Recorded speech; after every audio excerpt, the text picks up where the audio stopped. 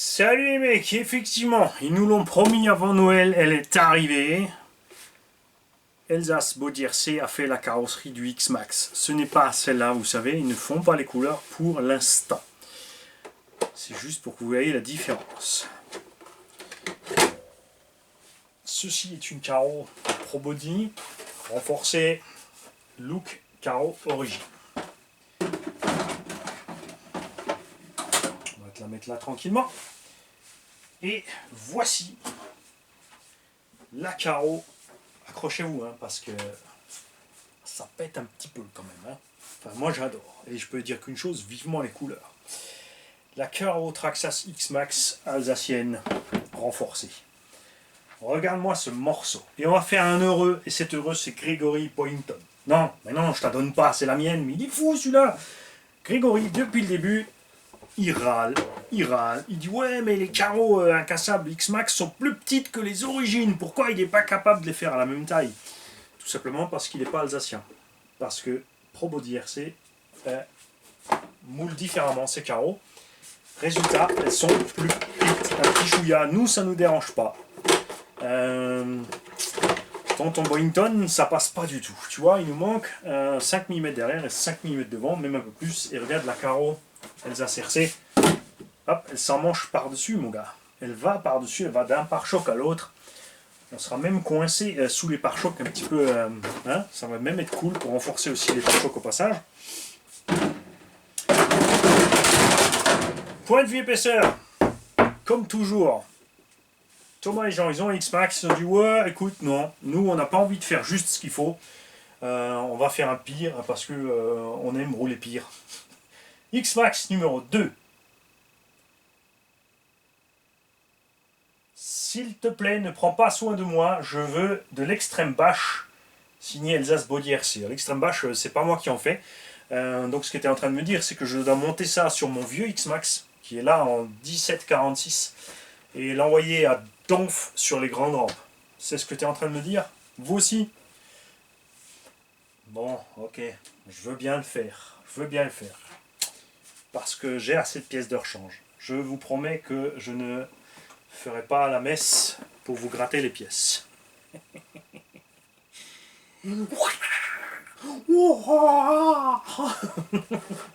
Alors, cette carreau, ils ont changé évidemment un petit peu le look. Hein. Ça, c'est fait pour deux raisons. D'abord, pour des raisons de copyright, pour pas avoir d'emmerde, c'est tout à fait normal. Et aussi parce qu'ils ont leur propre vision de la chose. Hein. Ils font des carrossiers, c'est comme ça, c'est des artistes. C'est pas comme les mécanos qui ajustent les choses comme elles sont là au millimètre. Et quand c'est pas au millimètre, bah on met la vis de travers et en force et ça va rentrer quand même. Je te le jure, au marteau, au chalumeau, c'est pas grave, tant que c'est dedans, ça va être dedans. Ils ont rajouté ici petit ergot sur la truffe pour faciliter le retournement avant. Hein. On aura un meilleur ricochet avec ça tout simplement. Ils ont changé un tout petit peu le capot parce qu'on a assez d'autres carrosseries dans ce temps-là. Ils ont fait suffisamment haut comme toujours. Donc après sur le X-Max en général ça ne dérange pas parce qu'on arrive toujours ici à fleur. Mais chacun fait comme il a envie, c'est clair. Et ils ont rajouté ceci ici, ce petit renfort de benne là qui donne un look de pick-up un peu plus moderne. Ça rappelle aussi pour ceux qui aiment bien le old school, le célèbre arceau avec les lampes dessus et là, que j'adore, hein. Moi j'aime bien les trucs old school, c'est clair. Ça le rend un peu plus agressif aussi. Et il a renforcé à mort ici l'arrière de la benne. Alors là, pour plier ça mon kiki, on va y arriver, ça c'est sûr. Hein. On va y arriver. Et ce qui est génial avec Jean et Thomas, c'est qu'ils peuvent à tout moment modifier un moule. Rajouter dans le moule une rainure, une épaisseur de plastique quelque part pour renforcer encore plus. Mais quand tu vois le renfort ici de la benne, c'est dément. Franchement, c'est dément. Et comme, une fois n'est pas coutume, vous n'avez toujours pas compris comment couper une carrosserie, je vous le jure. Hein.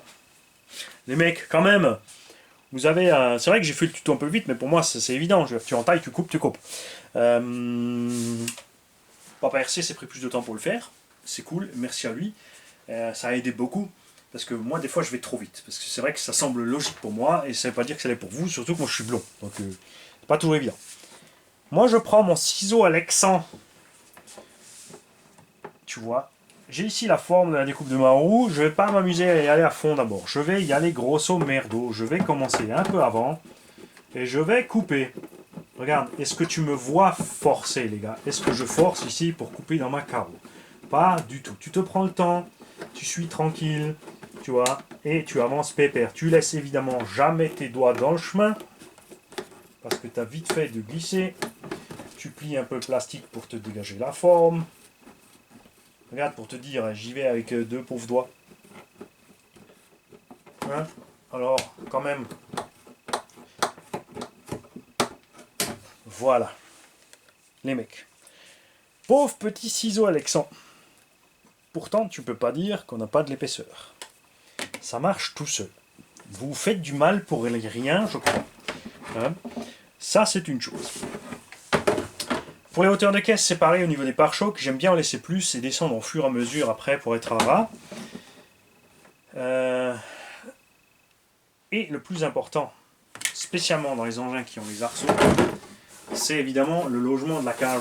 Donc à l'arrière, tu es lié aux empreintes qui sont là, puisque tu es coincé dans ton X. Là. Ensuite, tu fais les trous dans le pare-brise. Aux deux extrémités gauche-droite, tu réfléchis pas, tu vas à gauche, à droite. Moi, je prends une fraise. Parce qu'elle est ma fraise. Là. Celle-là est finie en 14 mm. Donc je pointe là-dedans, je perce, je fais mon trou ici à 14 mm dans le coin tout simplement. Jusque là, j'ai toujours pas fait d'effort. Je glisse mon arceau dedans.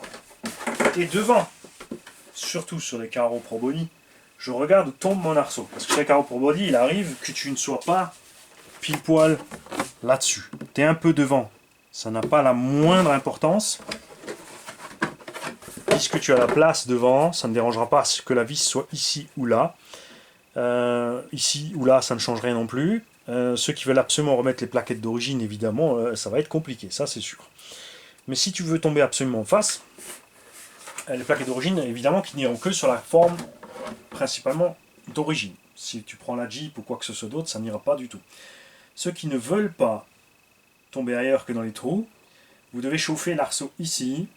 Et là, pour augmenter son S, quand vous augmentez la forme de pliage, vous raccourcissez la longueur totale de l'arceau. C'est mathématique.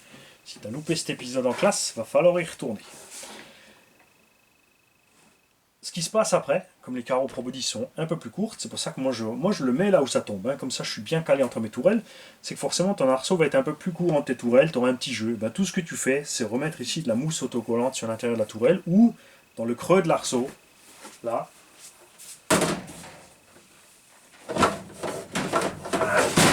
Je te le montre. Tu vois? Là par exemple, tu vois, fais tout simplement hein, à gauche, à droite de la fenêtre, tu fais ton trou, tu passes dedans. Et ici, tu peux te mettre une mousse pour empêcher, une fois que l'arceau est posé dedans, si tu as du jeu, parce que si tu l'as resserré pour pas qu'il bouge, tu vas avoir du jeu et regarde là, ça bouge pas, pourtant on est quasiment bon. On est un peu plus loin devant ici, mais on a triché en mettant les vis un peu plus penchées, c'est tout. Enfin, nous, on utilise ces carreaux pour faire les cochons, donc de toute façon, on n'est vraiment pas au millimètre. Hein. Ça, c'est vraiment le genre de truc, un trou là, un trou là, il n'y a pas de souci. Ça, c'est le genre de truc, dans une carreau comme ça, tu peux prendre ta perceuse, faire 4 trous de 8 côte à côte, plus ou moins, ça va toujours router un peu. Ensuite, tu fais comme ça avec ton forêt pour faire un trou ovale. Là, ça ne joue pas. Tu vois, si tu veux le faire la découpe là derrière ou n'importe.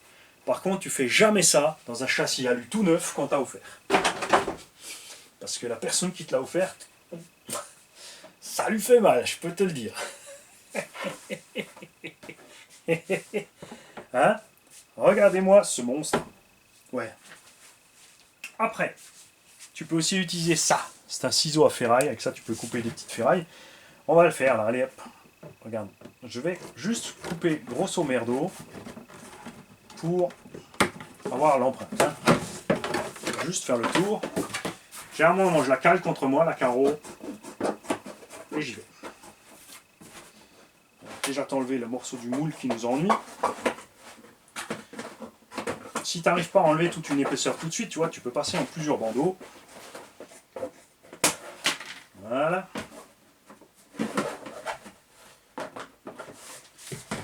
C'est des bébés qui voient rien. Il est malin le mani. Tu vois, regarde, tu replies ton plastoc là. Regarde, ça avance tout seul. Là. Tu vois?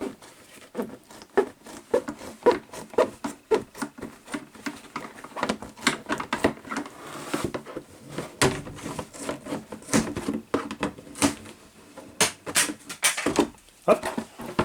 Puis derrière. Je vais pas vous faire toute la carreau, je veux juste aller la poser sur la machine. Si tu n'arrives pas autrement, tu peux faire aussi, regarde, tout simplement découpe par petits bouts pour t'éviter les virages. Tu vois, ça va aussi.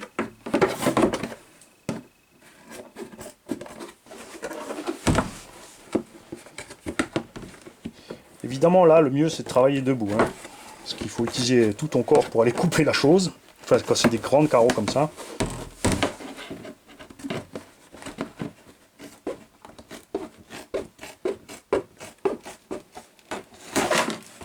Voilà. Hop. Maintenant, on va couper un petit bout derrière pour pouvoir vous le poser sur la machine.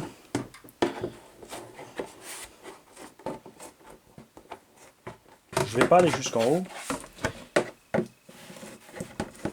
Enfin, quoique.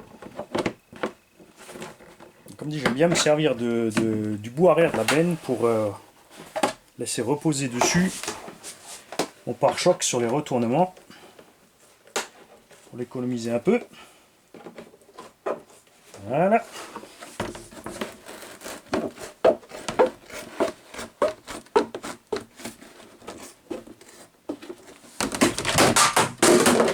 Hop. Tac. T'as vu, on a déjà pris deux outils différents. Ça va avec les deux. Ah ouais. Oh, ça le fait méchant. C'est génial. Regarde, on est pile poil entre les deux pare-chocs. Super. Ça va le faire.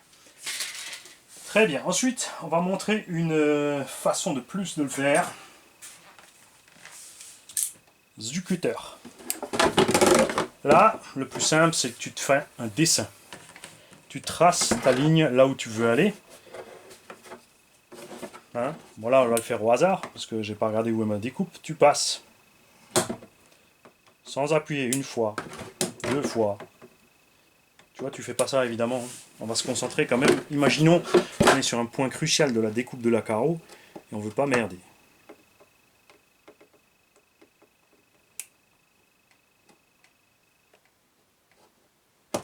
Tu vois? Et tu passes, et tu passes. Tu te prends le temps, tu vises bien. T'es pas pressé de toute façon, hein, c'est ton loisir. C'est là pour te vider la tête et pour t'amuser. Et hop, t'as vu, regarde, on a tout coupé, nickel. C'est aussi simple que ça. Tu peux aussi évidemment faire des formes. Alors le plus dur avec les formes, c'est le premier passage. C'est pour ça qu'il est important d'avoir fait une ligne. Tu peux aussi pointer ta ligne pour être tranquille. Tu fais toujours une découpe un peu plus grande, plus petite, pardon, le dessin plus grand, ou enfin pas plus grand, non, la découpe plus petite que ce que tu as besoin, afin de pouvoir après, quand tu as fini, à l'aide de ton papier à poncer, travailler le reste, ou la lime, hein, c'est égal.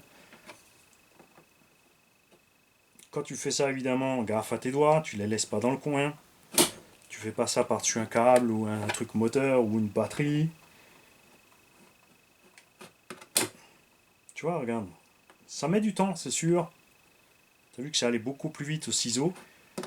Mais si t'es pas sûr de ton coup, ou si t'as pas la force nécessaire avec le ciseau,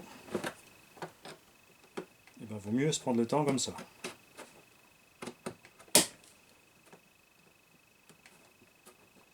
Tu peux aussi, une fois que tu as fait l'entaille, évidemment, avec le cutter plusieurs fois, regarde maintenant à quelle vitesse tu peux faire ça avec ton ciseau.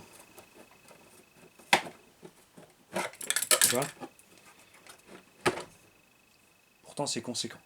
Tu peux utiliser, un abonné m'a dit qu'il utilise un fil à couper à chaud. Juste gaffe avec ça. Impératif de bien faire ton dessin et de rester sous le dessin. Parce que là, tu vas vite dérailler et endommager la carreau, bon, comme avec le cutter. Hein. Si tu ripes, tu passes à travers. Il y a aussi moyen de faire... Pourquoi je laisse le châssis sur la table? Le mec qui se complique pas du tout la vie pour vous faire les vidéos. Il est possible de faire tout en une seule passe. Mais pour ça, faut bien contrôler sa patate, hein, les mecs. Moi, je mets jamais la carrosserie contre moi. Je me mets dans ce sens-là. Je mets ma lame à une longueur minimum. Je la verrouille bien. Ah oui, tu fais surtout pas ça avec un cutter, tu peux pas verrouiller. Hein. Ensuite, quand tu coupes loin de toi. Comme ça, si tu dérapes, tu dégommes le gars qui est le beau-frère à côté de toi sur la vidéo. Et hein, donc c'est pareil, tu te cales dedans, tu tailles, tu enfonces.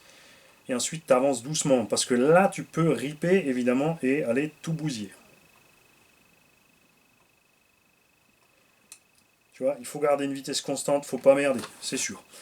Si tu veux faire des virages, faut faire gaffe, parce que ta lame, elle va péter si tu fais des virages trop abrupts, donc t'as pas vraiment le choix, tu peux pas faire ce que tu veux, mais tu arrives quand même. Tu arrives à suivre comme ça des découpes de fenêtres ou n'importe quoi. Le plus dangereux, c'est le moment où tu vas arriver sur une jonction. Là maintenant, on a déjà coupé dedans, au moment où je vais arriver dans le vide, schlac, c'est là que tu t'emportes, donc il est vraiment impératif là de bien doser. Et si tu veux pas faire l'andouille, bah tu pars du point que tu as coupé vers le point où ça ne joue pas. Tu vois? Tout simplement.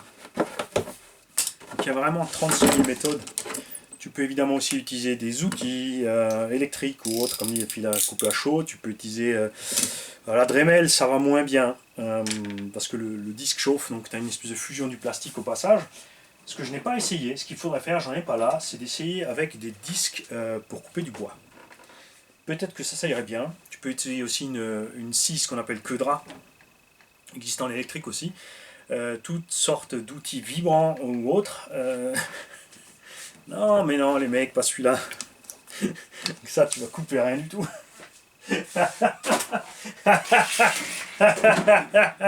Donc voilà. Bon, ok. Vous voulez que je coupe encore l'arrière pour juste le poser dessus? D'accord, j'ai compris. Allez, hop. On va couper grosso modo le passage de roue arrière. Bon, moi je le fais au ciseau, hein, parce que c'est vraiment mon préféré. Hop. C'est mon outil préféré pour faire ça.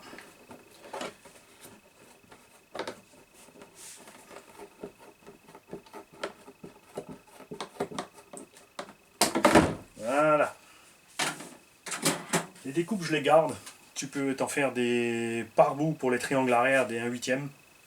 Ça va super bien. Ou des pare-bouts avant pour les shortcuts pour éviter que tout ne rentre. Voilà. Comme ça, tu as une meilleure idée. Les carreaux incassables, en général, sont tellement balèzes. Si t'es pas fan de l'arceau derrière dedans et que tu veux pas l'arceau, tu n'es pas obligé de le mettre. Vous l'avez vu sur la Jeep par exemple, je n'ai pas mis l'arceau dans la Jeep. Ça va à merveille, tu vois. Voilà, et après, tu peux ajuster ta découpe comme tu as envie. Hein. Là, bien sûr, normalement c'est ici, donc je vais aller encore jusque là. Juste pas fait pour pas en faire trop. Moi, j'ai l'habitude de le faire à l'aveugle et d'avancer par petits bouts. Si tu préfères tracer proprement tout au feutre, bah, tu traces tout proprement au feutre. Chacun sa façon de faire. En tout cas, c'est faisable. Vous l'avez vu, il n'y a pas de souci. J'ai pris ni des outils super neufs, ni super récents, ni super chers. On a un ciseau qui a des années et des années et des années. On a un ciseau à tôle aussi qui a des années. Et bon, là ça va. Là ça va parce que... Et encore, j'ai toujours encore la vieille lame dedans. La preuve, regarde, que c'est pas une lame neuve. J'ai même des dents dedans à force de l'utiliser sur tout et n'importe quoi.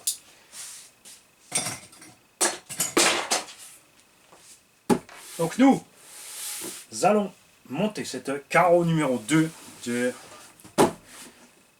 Elsace Body RC sur le vieux X-Max ici, là derrière. Et ma foi, ben, va falloir emmener la rampe hein, et aller l'envoyer valdinguer sur une rampe. C'est clair. En forêt aussi, ça sera bien le taf. Après, quand il fait froid, méfiez-vous avec les plastiques des triangles. C'est certain. Mais on a les renforcer. À voir ce qui va se passer. Si vous en voulez, vous allez sur la page Facebook Elsace Body RC et vous allez faire votre réservation. vous leur dites ce que vous voulez, que ce soit maintenant la X-Max ou autre. Vous leur dites si vous voulez l'épaisseur standard ou ultra renforcée. C'est à vous de voir. L'ultra renforcée évidemment est plus lourde. Sur le X-Max ça joue pas. Sur des petits 1 dixième qui sont plus légers, je pense que c'est pas absolument nécessaire. Mais c'est vraiment chacun de voir. Là aussi on n'a jamais de problème de tourelle et de fixation sur le X-Max. Encore jamais pété l'arceau principal ni la fixation du X-Max. Donc voilà. C'est vous qui voyez.